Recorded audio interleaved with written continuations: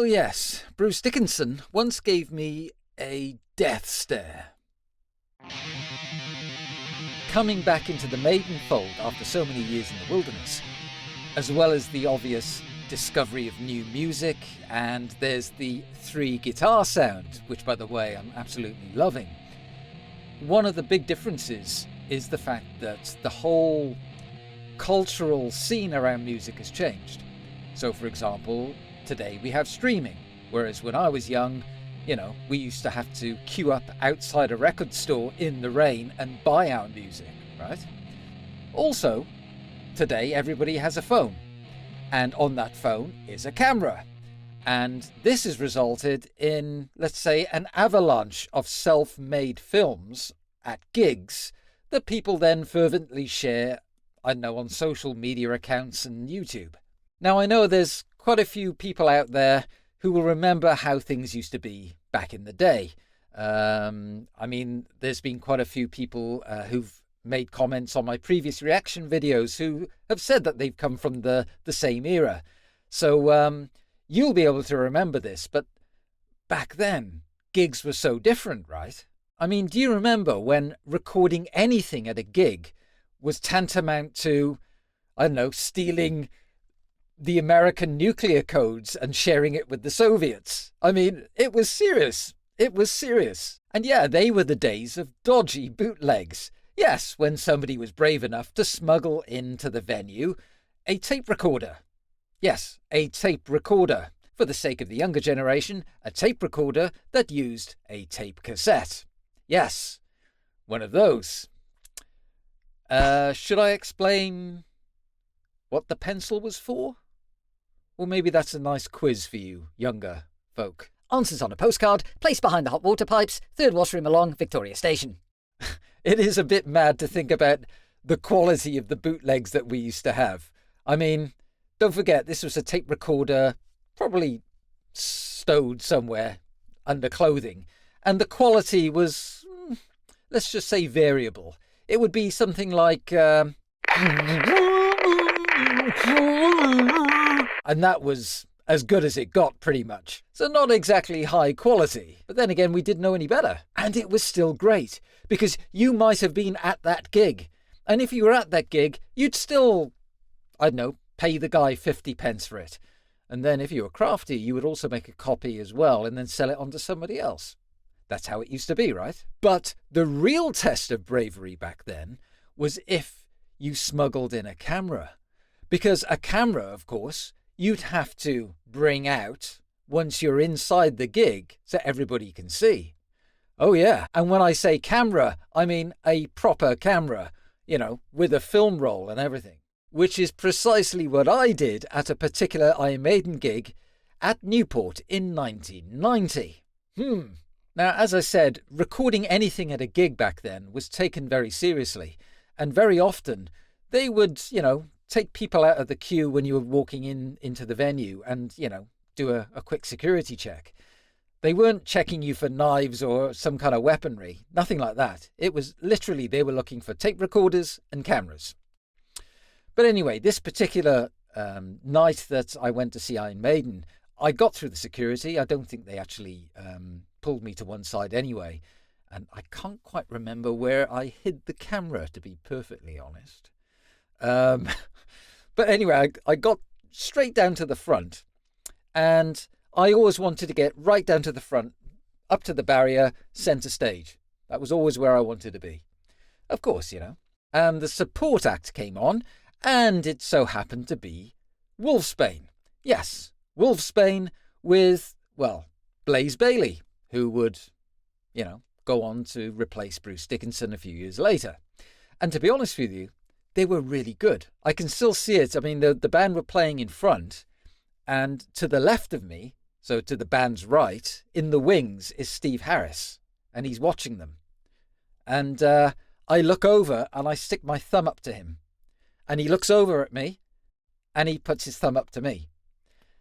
And that moment, for me, encapsulates why Maiden are what they are.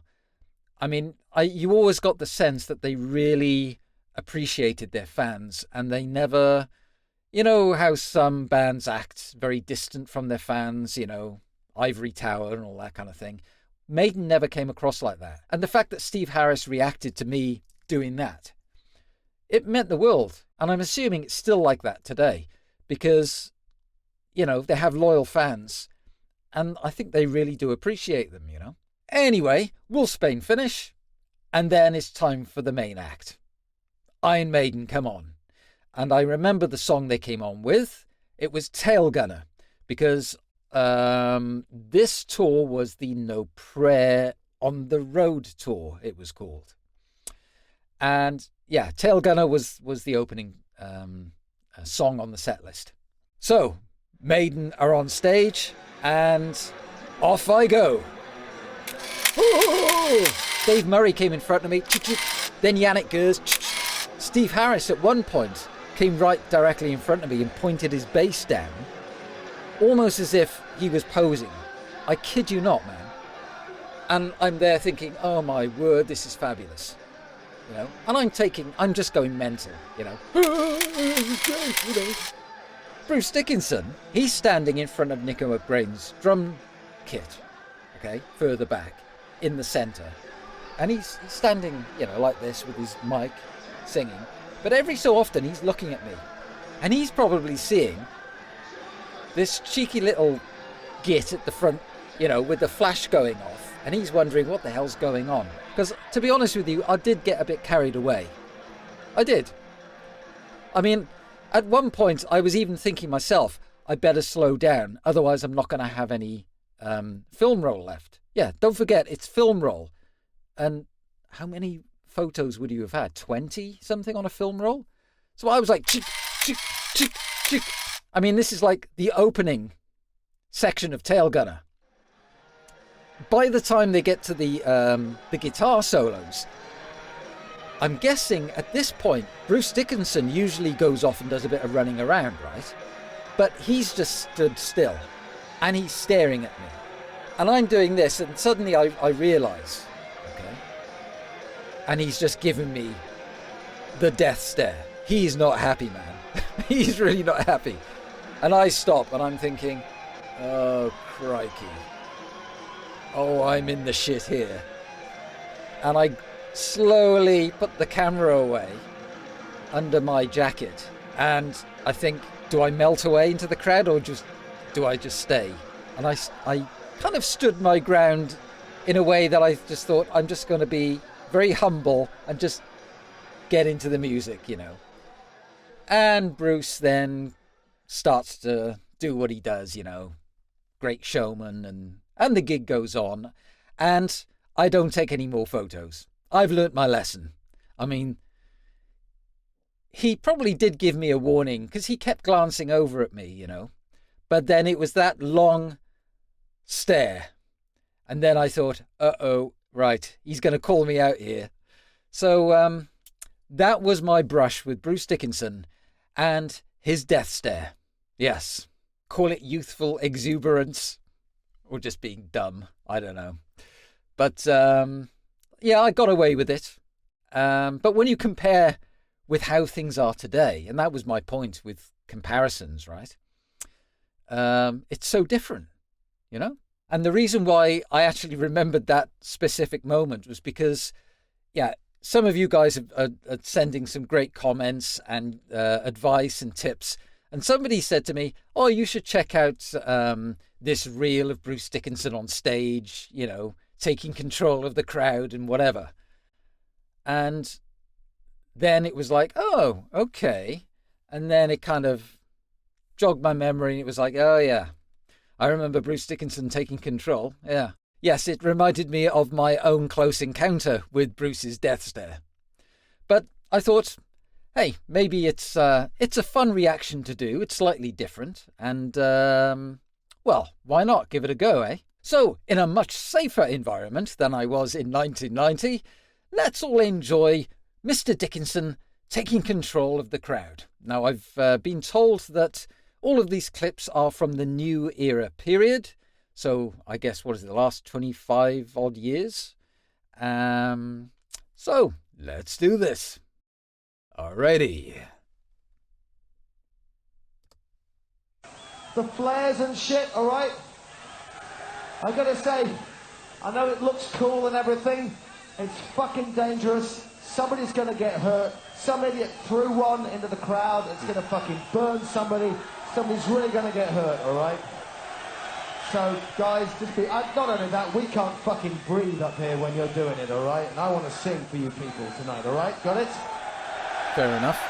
Cool. This one's called 2 Minutes to Midnight, alright? I love this song.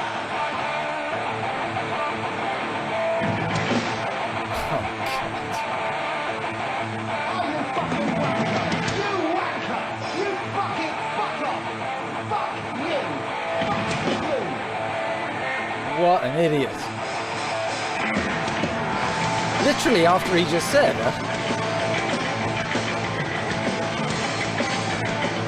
It's still going off. You can see the glow. This is the same gig, is it? We're gonna have a fucking word with you as well.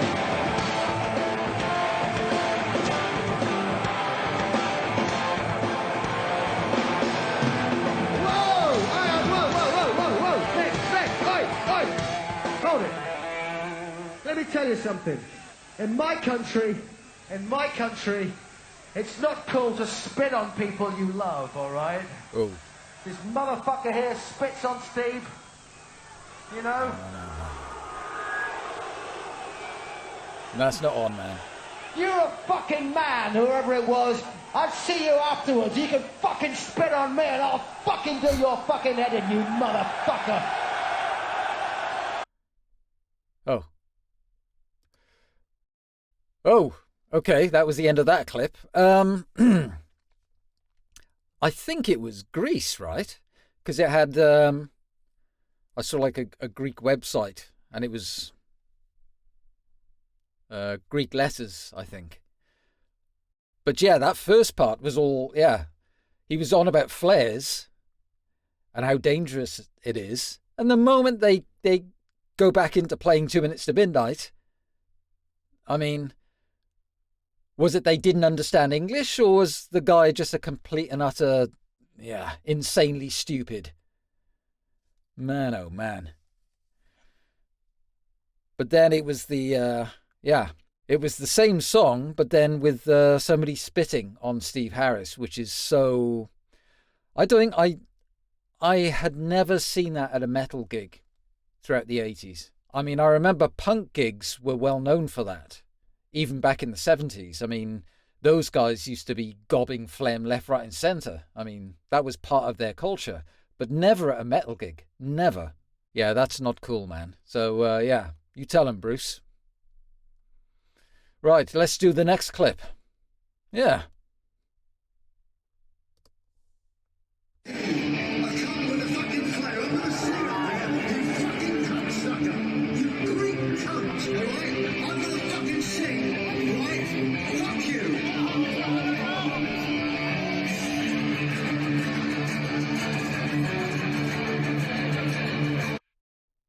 Oh, that was quick.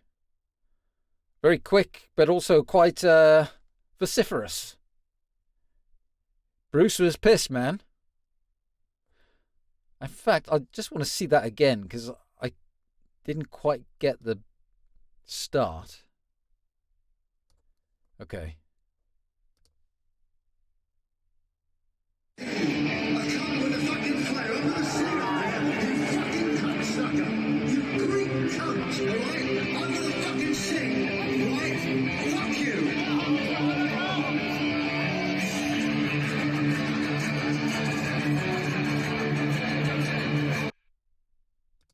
Oh, another flare. Another flare.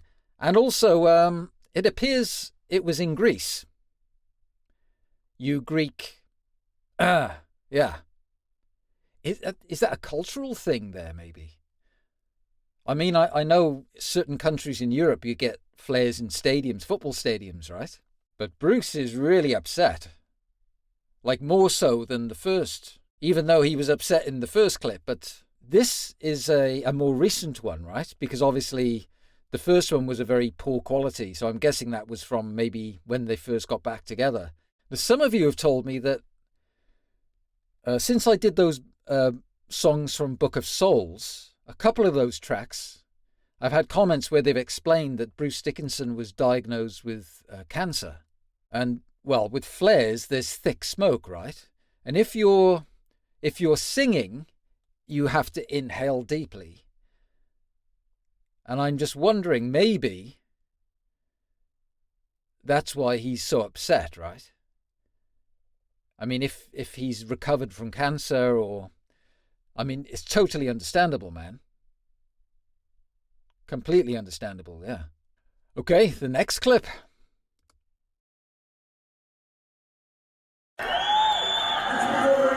Next song.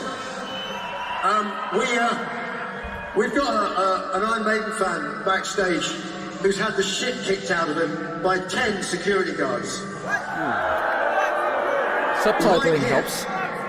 I saw one security guard lean over the barrier and punch a kid half his size in the face 4 times. There were 10 people. This is not a fucking mixed martial arts. In mixed martial arts, you have a referee, you know? This is not that. We've played to several 100,000 people so far on this tour. This is the first time anything like this has happened. I don't know if this happens in this building all the time. I don't know if this is an act of fucking madness. I hope that kid who's getting hospital treatment now because he's bleeding from head wounds, I hope that kid takes this building to the fucking cleaners. And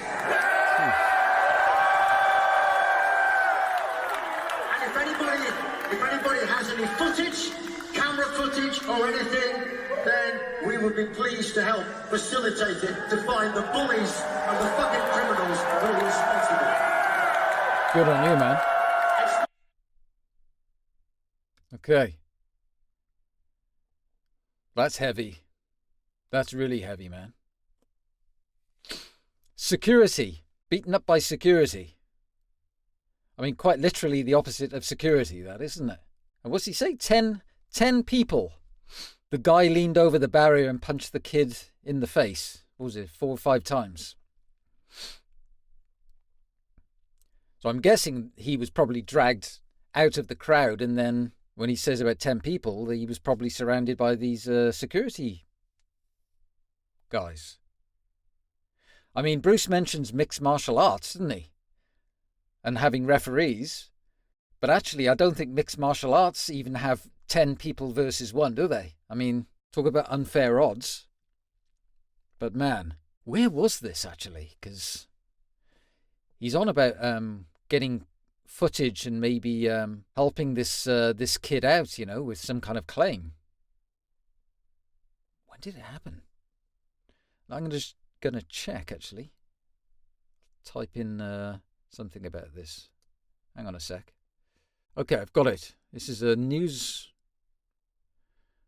report called the News Tribune. It says, a spokeswoman for the Tacoma Dome. Before starting the encore, multiple complaints were received about an overly aggressive individual who, when addressed, physically attacked a security professional. The guard was injured.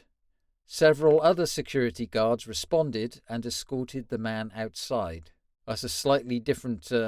doesn't sound quite like Bruce Dickinson saying he saw the guy getting punched in the face, is it? He was then arrested and booked into Pierce County Jail on suspicion of assault. However, Bruce Dickinson halted the show and said he saw a fan being punched by security. Yeah. Dickinson told concertgoers security guards beat one fan who was bleeding from head wounds. Yeah, well, we saw that. Tacoma Dome officials contest that account, claiming it was a fan who hit a security guard. Somehow, I don't think Bruce Dickinson is making up the fact that he saw a kid getting punched in the face and dragged out. Somehow, I don't believe that. I'm curious if that was ever settled. I mean, this is This was published in September 2019. So maybe there's some other stuff out there.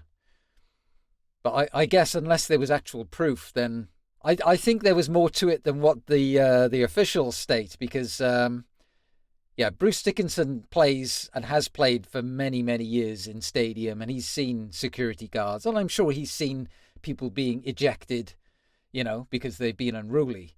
But his account is that this guy ended up in hospital because he was beaten badly by the security people. Okay, next one.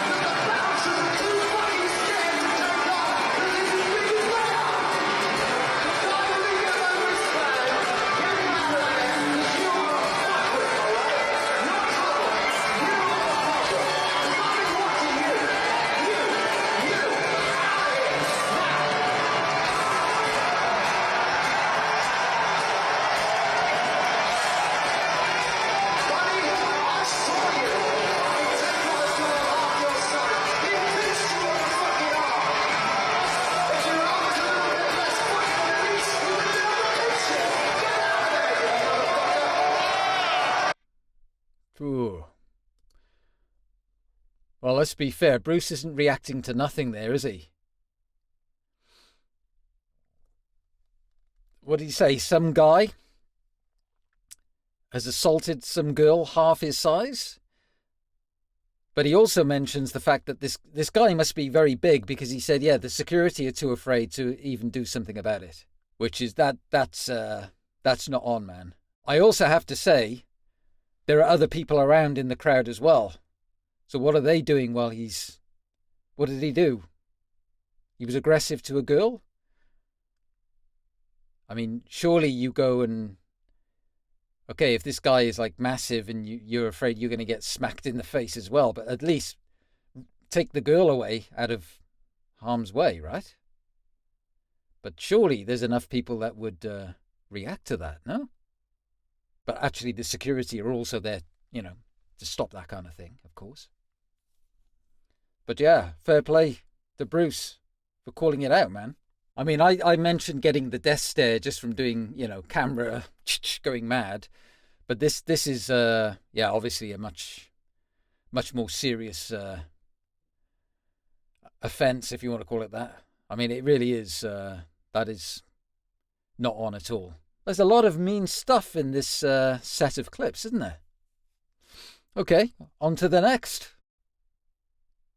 To the gentleman in the front with a Raiders shirt on. Yeah, you. Being restrained by a couple of very friendly fans. Just fucking calm down, all right, will you? Otherwise you will be exiting. Pick a window. I hope you like hospital food. Give me the fucking finger, mate. You can fucking come backstage. I'll fucking sort you out myself.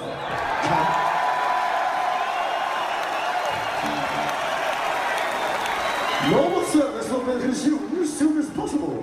The chest card and music. Play on!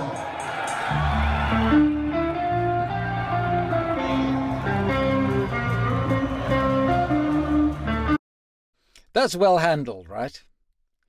Obviously, another aggressive person in the crowd. What did he say? Restrained by people around him? But, choose a window to go through. I mean, I suppose we take it for granted, right, that, they're performers and they get up on stage. But you do that day in, day out, week in, week out, month in, month out. And they obviously come across a whole range of different types of people and audiences and how they react. And I think largely everybody's, going there for a good time. But there's always a bad apple, right? Always. And, that was class, the way that Bruce handled that, He threw in a bit of humour, but he was telling him straight, watch yourself, pal. I like that. Right. On to the next. Oh, bloody hell.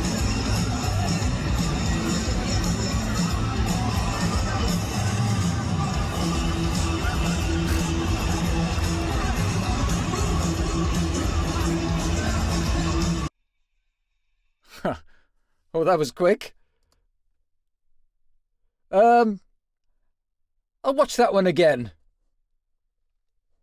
It was kind of funny in the way that Bruce just grabbed him. But I just want to see that again. This guy's complete head case.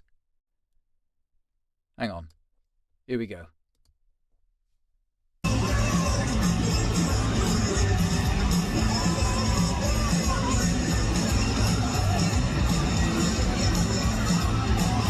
What the hell?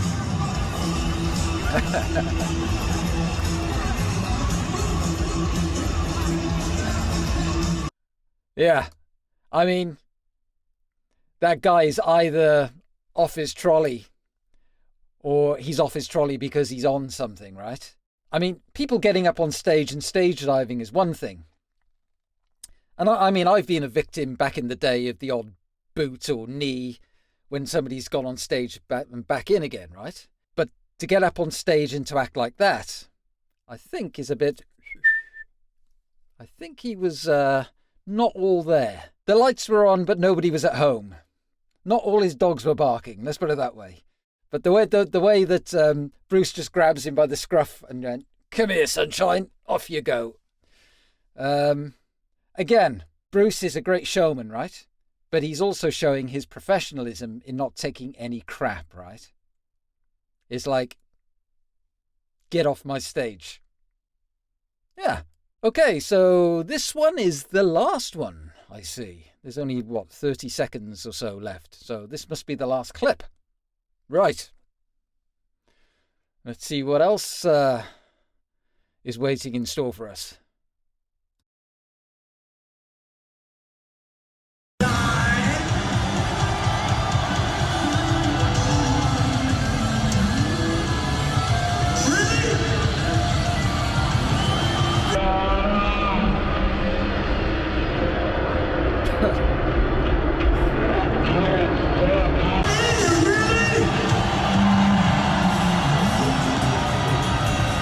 Oh, man. I gotta watch that again. Yeah, I can see why it was slowed down. So this is actually more of a light-hearted one. That's good. And actually a nice one to finish off with as well. Let's watch that one again. I mean, Yannick obviously doesn't intend to do that, but his reaction... Let's watch it again, because I just want to see his reaction again. Hang on a sec. Here we go.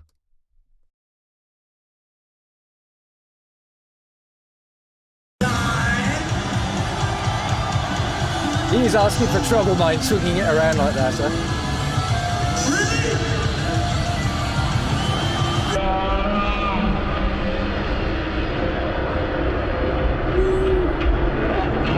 It's the security guy in the back. It goes over there's a guy holding a camera filming the gig. It just goes over his head. That must have been a great shot, by the way. Seeing this, what does Yannick Gers use? A Stratocaster, is it? Cream Stratocaster coming flying at you. But the security guy gets hit on the back, man. But you can see his reaction. It's like, ooh, that's a nice one to finish off with. That's a nice one. Because, some of the other stuff was pretty heavy. In a way, good that it shows the professionalism and the control that Bruce Dickinson has on stage. But it's nice to finish with... a stage blooper. Courtesy of Mr. Yannick Gers. That was nice. Cool, man. That was a very interesting set of clips. So thanks for that, for sharing that with me. My own experience with Bruce and the death stare was nowhere near as dramatic as that. I mean, for me it was dramatic, especially at that age. After so many years doing what they do, I mean, they're like a well-oiled machine, right? So even with all the spontaneity and not knowing who's in the crowd and what they're up to. You know, I guess it's their responsibility to ensure that everybody at the gig is enjoying it and not one person spoils it for the rest. And that is professionalism. That's the sign of a band that's been around the circuit so many times, you know, and they know what they're doing. So, yeah. Thanks for that clip, guys. Up the irons.